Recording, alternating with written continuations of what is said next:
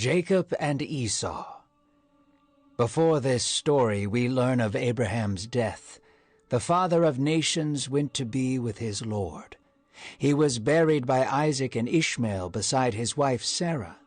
Isaac and Rebekah had twins named Jacob and Esau. The two, even from the womb, warred against one another.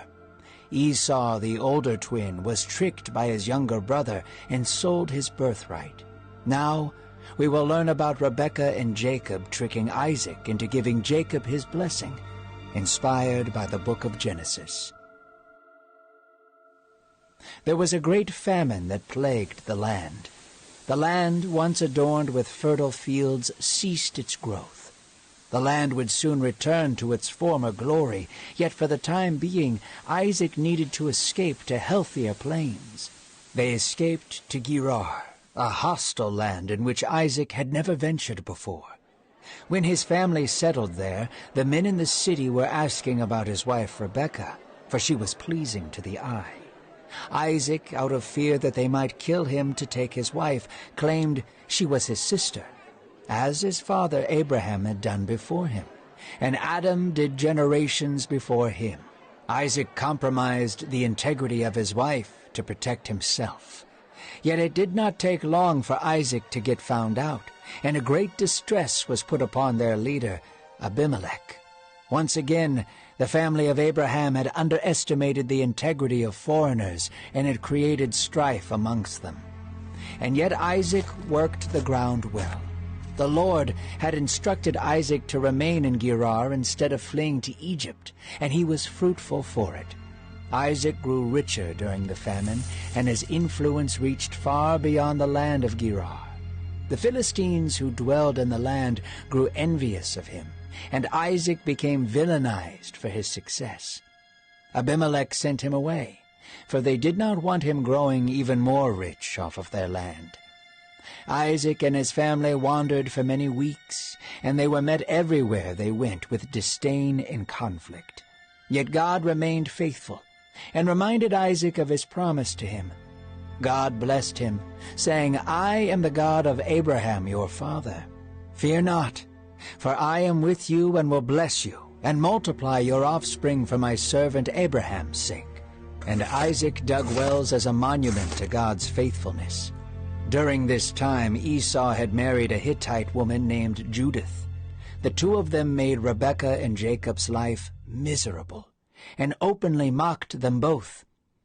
Isaac grew old, and his eyes began to fade. He could no longer open his eyes to see the fruit of his labor or the ones he loved. Isaac, knowing that his time was drawing near, called to his oldest son Esau. "My son," he said. "Here I am," Esau replied. "Go into the countryside with your bow and hunt me an animal. Prepare me a meal, and you and I will sit together to eat. Afterwards, I will bless you before I depart." Esau left immediately to hunt for his father, anticipating the blessing that would come afterwards. Rebekah overheard Isaac and Esau and immediately grabbed her son Jacob. Rebekah told Jacob what Isaac was planning on doing, and together they devised a plan to steal away Esau's blessing. Jacob killed a goat and made his father a delicious stew. Rebekah then dressed Jacob in Esau's clothes. Since Esau was a hairy man, Jacob covered himself in goat fur. With Esau's clothes, fur, and stew, Jacob entered into his father's tent, determined to come out with a blessing. Slowly entering into the tent, Jacob lowered his voice and spoke, "Here I am, Father." Isaac, blind, looked towards Jacob and said, "Who is here?" "It is Esau, your firstborn. I have done what you asked. Please get up and eat so that you may bless me." Isaac, perplexed, inquired how Esau was able to kill the animal so quickly. "The Lord guided my hand and gave me success," Jacob lied. "Come here so I can touch you, son. I must know if you are truly Esau." Jacob drew near to Isaac and allowed him to feel his arms and clothes. The trick had worked. Isaac, was convinced he was speaking to Esau. The two ate together, and Isaac placed his hands on Jacob. With love and excitement, Isaac spoke over Jacob with the same adoration he would have given Esau. The tender and intimate moment between father and firstborn son was stolen by Jacob. Isaac spoke his blessing over Jacob, reciting a type of ancient poetry, one that would echo throughout all of Jacob's life. "See, the smell of my son is as the smell of a field that the God has blessed. May God give you of the dew of heaven, the sustenance of the earth, and plenty of grain and wine. Let all people serve you, and nations bow down to you. Be king over your brothers, and may they bow down to you. Cursed be everyone who curses you, and blessed be everyone who blesses you." As Isaac was finishing his blessing over Jacob, Esau returned from his hunt.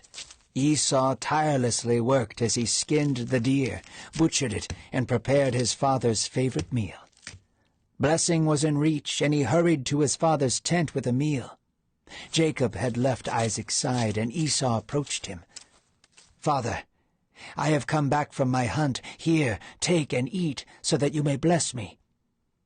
"Who are you?" he answered crossly.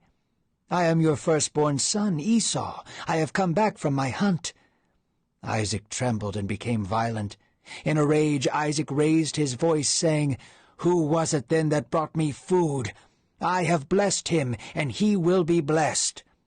As soon as Esau heard this, he bellowed a deep and bitter cry. Sorrow, rage, and anguish welled up in Esau's heart.